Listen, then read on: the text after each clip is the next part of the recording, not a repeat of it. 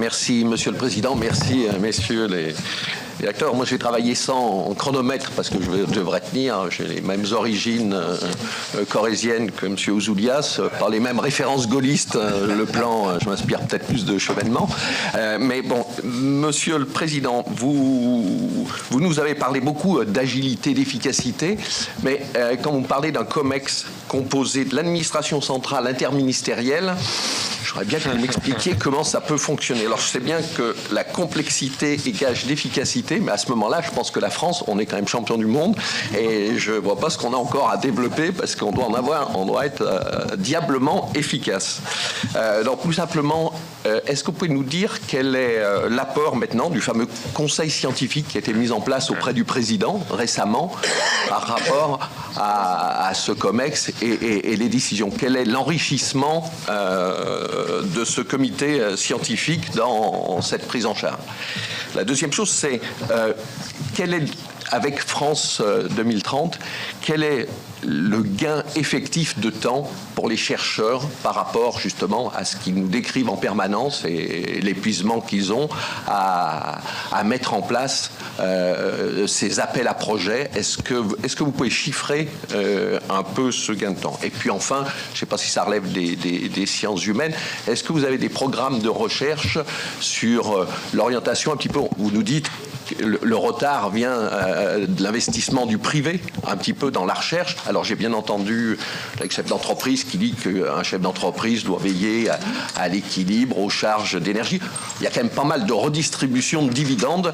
Est-ce qu'il y a des recherches un petit peu pour orienter un petit peu une partie de ces gains, cette prolifération de dividendes vers justement de l'investissement dans la recherche? Merci. Question sur la gouvernance.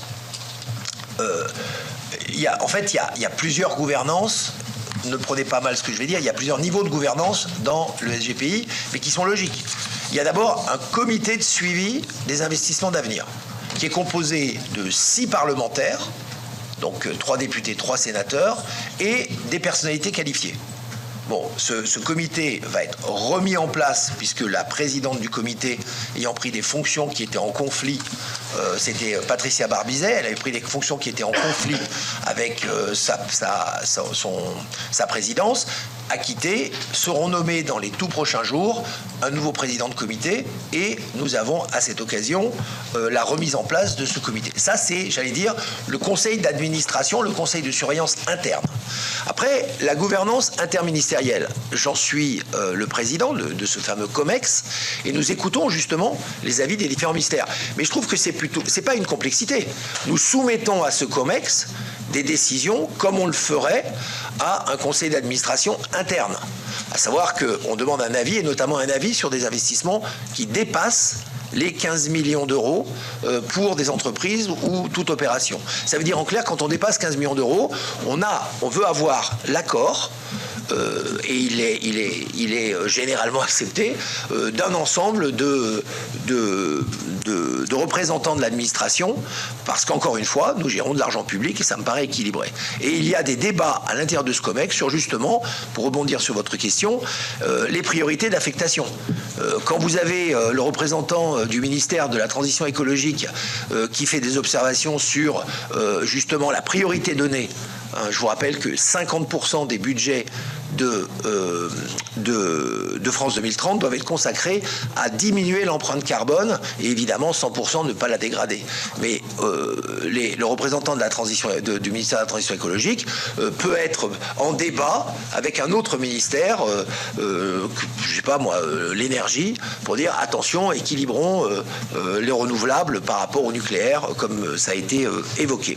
Et en tout cas, dans les annonces du président de la République, il n'y a eu, pour répondre très clairement à cette question, il n'y a eu aucune priorité donnée au détriment d'autres.